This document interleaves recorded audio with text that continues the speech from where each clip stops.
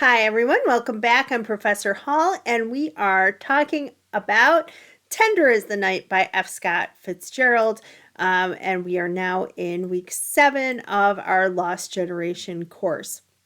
So, for this week, you have another really wonderful uh, lecture from another instructor that I was able to find. Somebody, again, who is, this is their specialty, talking about F. Scott Fitzgerald in this book in particular. And I think immediately the impulse is maybe, hopefully, going to be to compare it a little bit to the book that we just looked at, Save Me the Waltz by Zelda Fitzgerald, F. Scott Fitzgerald, also known as Scott. So Scott Fitzgerald's wife.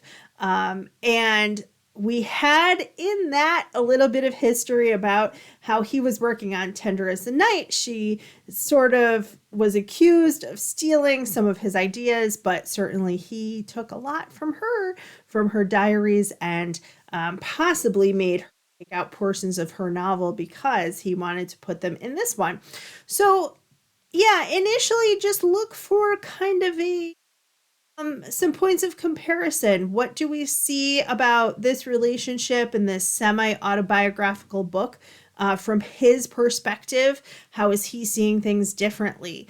We're going to have a writing assignment this week, so looking at the idea of infidelity, sexual morals, the Lost Generation. We've talked about this, that a lot of the writers, at least of this time period, if not the people, but the writers from this time period were really trying to go against moral tradition and having infidelity and possibly open relationships, though they would not have called it that at the time. So that's something to look for.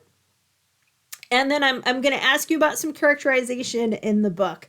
One of the characters, Rosemary, and looking at her perspective and her point of view. So that's what's coming up, and I can't wait to see what you guys say.